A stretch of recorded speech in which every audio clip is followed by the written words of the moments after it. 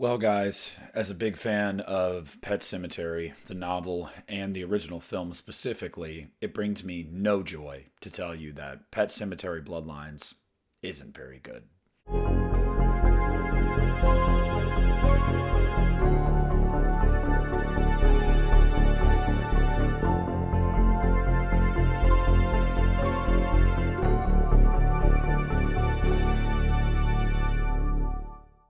What's up, everybody? Nick here from the Lost River Drive-In, and tonight I wanted to give you guys my spoiler-free review of Pet Sematary Bloodlines, the newest installment in the Pet Sematary franchise that serves as a prequel to the 2019 remake.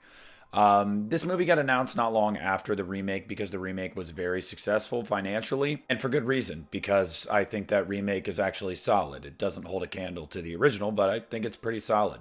It kind of stands on its own in a lot of ways. So with that, basically the story of Pet Sematary Bloodlines is Judd Crandall, younger Judd Crandall, the story of Timmy Baterman, his friend that they said was a reanimated corpse back then because he was buried in the pet cemetery and they had to kill him. Well, this is the backstory of that. We see a younger Judd in his 20s, I would assume, I believe, and Timmy Baterman come back from the dead and start killing people in Ludlow, Maine, and how they take him out. That's basically the plot here. It's very straightforward. Let me get my positives out of the way first because there are a couple of positives.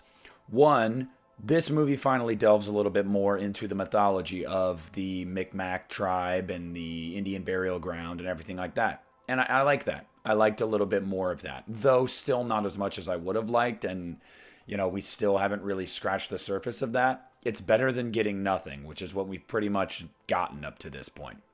Jackson White as young Judd Crandall, I thought he was actually really good. I really do. He didn't have the main accent, and I'm sure that was intentional, or they would have either hired an actor with that accent or asked him to do that. Maybe it's to say that he stayed in Ludlow so long, he just became a part of Ludlow. And I guess this story here kind of lends credence to that. But he was really good. I actually really liked him. I really liked Henry Thomas as his dad. I mean, Henry Thomas is just awesome. So Henry Thomas was great. And, David Duchovny as Mr. Baterman was pretty good. You just don't get enough of him. He's really not in the movie a lot. A couple scenes here and there. He's pretty intimidating. I did think at one point he was going to have some character turn in the third act, and I'm glad he didn't because it kind of would have pissed me off, and I would have seen it coming a mile away, so I was wrong there. There's some nice set pieces in this movie, particularly the third act in like a series of tunnels. I actually thought that was pretty cool, and this swamp. It was shot really well, and I really liked that. This is directed by Lindsay Beer, and this is her first motion picture, so like clearly there are growing pains throughout this movie, particularly in the first two acts. There's some stuff that is wonky, but I think the third act is pretty solid, narratively speaking, structure-wise. I think it's pretty solid. I also think that when they go for some real effects and not CGI, I think they're pretty convincing, whether it be blood, whether it be a little bit of gore here. There's a particular scene with skin ripping off of fingers that I thought was actually, made me squirm a little bit. I don't like fingers stuff. Like I don't know. It makes me uncomfortable. So that was good.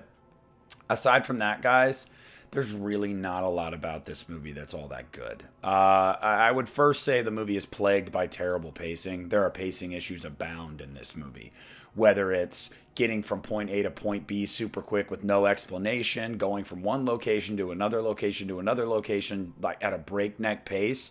There's something to be said about moving your movie along quickly. And then there's also something to be said about just jumping all over the place and it making no sense. Like it's just very jarring at times. The pacing is bad. A lot of the supporting actors are either not very good or you just don't get enough of them. So what you do get of them is average at best. So you don't really have anybody to help pull the movie up when your stars aren't on the screen. And that is a problem. There's some noticeable CGI, although I will say it's minimal, but when you see it, it's very noticeable, and it's just like, why are we still doing this? Like, why are we still doing this? This movie had a good enough budget. Yeah, I mean, Pet Sematary 2019 was very successful. They didn't need to skimp on that. I just don't get that. And honestly, guys, at the end of the day, it's just not all that entertaining. Even a lot of the quote unquote kills, you don't see them really take place. You don't, you see the start of it or the end of it or the aftermath of it. But it's like, and you can't say it's a less is more approach because they show you everything but it. You know, they like, oh, I'll show you the stab, I'll show you the shot, I'll show you this. But like, and then it's like blue balls. It's like constant blue balls. Like you don't really know what you want to do, or maybe you were trying to save money on effects. I don't know, but it's noticeable. You know, it's definitely noticeable. As somebody that was watching it, I was like, yeah, I'm not jiving with that. A lot of it just doesn't feel organic. You know, a lot of it feels forced. A lot of it feels like it was out of studio mandate almost. And it shows. It definitely shows. Aside from Henry Thomas, like I said, David Duchovny and Jackson White, everybody else is just there. I mean, they really are just there. And honestly, one of my biggest complaints, where was Pet Sematary by the Ramones? Where was it in the end credits? That might be a minor gripe to some people. It's not to me. It's like a franchise staple. Where was Pet Sematary? Even a rendition of it. Where was it? It was nowhere to be found. It was just absurd to me. Absurd that you would make a Pet Sematary movie and just go, yeah, but we're not going to do that. Okay. Yeah. The song that was made for the movie. Oh, okay. Yeah, sure. We won't do that. It's one of many gripes I have about this movie. It's a bummer. You know, I like this franchise. The original film probably being my favorite Stephen King adaptation, honestly. The remake being one of the more solid remakes, in my opinion. Never been a fan of 2.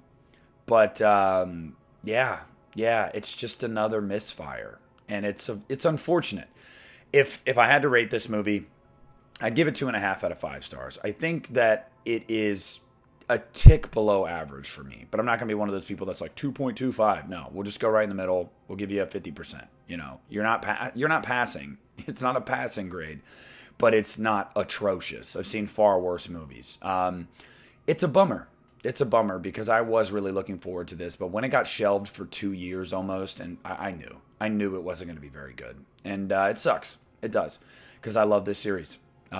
But again, there are some really good performances from the leads. There are some good effects at times. There's some nice camera work at times. There's a decent third act. There's enough to save this movie from the doldrums of the abyss of film. You know, like it's not there. I would still take it over Pet Sematary too. I would. I think that movie, not only is it narratively lacking, it lacks in tone. It's all over the place. I don't like that movie. I really don't. This movie at least tries to take itself seriously, but yeah, it's it's still a no from me. So I can't recommend this movie, guys. If you want to watch it, watch it. If not, I don't blame you. Pet Sematary deserves better. But yeah, that is my opinion on Pet Sematary Bloodlines. I'd like to hear what you guys thought about the movie if you have taken the time to watch it. Please comment down below. Let me know what you thought. Leave a like on the video. Subscribe to the channel if you haven't already. This is Nick at the Lost River Drive-In, and I am pulling out.